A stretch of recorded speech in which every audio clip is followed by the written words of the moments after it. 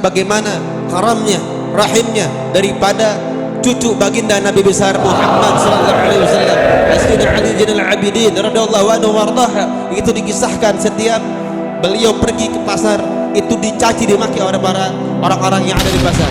Itu dicaci apa? Wahai Ali Zainal Abidin, engkau adalah orang yang pengen dibanggakan, engkau adalah orang yang sombong pengen dimuliakan. Tahu apa yang dilakukan oleh Sayyidina Ali Zainal Abidin? Beliau tidak menjawab cacian dengan cacian. Beliau tidak menjawab cacian dengan cacian lagi. Kenapa? Karena egois tidak dibahas dengan egois.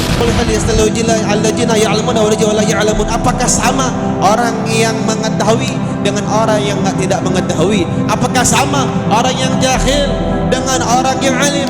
Orang jahil tugasnya, kerjaannya caci maki orang. Orang jahil tugasnya, kebiasaannya khianati orang, caci maki orang, membalas amarah dengan amarah, membuat provokasi. Ini tugasnya orang jahil. Makanya Imam Ali radhiyallahu anhu warḍaha enggak menjawab cacian, enggak membalas cacian dengan cacian. Akan tetapi Sayyidina Ali Zainal Abidin, beliau ketika disebut seperti itu, beliau membalas dengan ucapan jazakallah khair, semoga Allah membalas kebaikan kepadamu. Lalu ketika beliau lewat lagi, beliau dicaci lagi. Ketika beliau dicaci lagi, wahai Ali Zainal Abidin, wahai orang yang pelit, wahai orang, pokoknya dicaci dan dimaki, wahai orang yang sombong, wahai orang yang ria, terus dicaci maki, fitnah yang dilontarkan kepada Imam Ali Zainal Abidin. Hingga ketika dicaci maki hal tersebut, Sayyidina Ali Zainal Abidin tetap menjawabnya dengan ucapan jazakallah khair, dengan senyuman, enggak dibalas cacian itu kepadanya, enggak dibalas dengan cacian lagi. Beliau malah menjawab jazakallah khair. Hingga orang-orang yang mencaci Zainal Abidin ini, beliau habis kata-kata. Udah habis kata-katanya. Gua adalah, kalau bahasa kitanya nih, gua udah ledekin pakai kata-kata ini, gua udah ledekin pakai kata-kata itu. Tetap Imam Ali, tetap beliau karamnya, beliau mulianya, beliau tetap enggak marah. Akhirnya apa? Beliau ini, orang-orang yang hasud ini ingin mempermalukan daripada Imam Ali ibni Sayyidina Husain binti Fatimah Zahra binti Sayyidina Muhammad. Dengan cara apa? Beliau memegang daripada jenggotnya Imam Ali Zainal Abidin. Beliau memegang jenggotnya Imam Ali Zainal Abidin, lalu meludahi daripada wajahnya Imam Ali radhiyallahu anhu. Diludahi Imam Ali. Lalu apa Imam Ali? Beliau mengatakan, sungguh ludahnya orang mukmin adalah doa berkah. Ketika diludahi, Imam Ali mengatakan, sungguh ludahnya orang mukmin, orang muslim berkah. Dia bilang adalah doa, insyaallah menjadi doa. Akhirnya ini orang-orang yang menghina Imam Ali Zainal Abidin malah mengatakan, wallahi anta Imam Ali Zainal Abidin ibn Sayyidina Husain binti Fatimah Zahra binti Sayyidina Muhammad. Kau adalah Ali Zainal Abidin, cucu daripada baginda Nabi besar Muhammad sallallahu alaihi wasallam.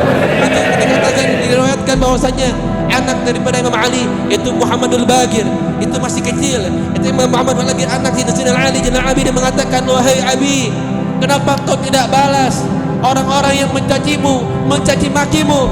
Lalu apa kata Imam Ali? Wahai anakku Muhammadul Bagir yang masih kecil pada waktu itu, apakah engkau pernah mendengar kakekmu Imam Husain membalas daripada cacian dengan cacian?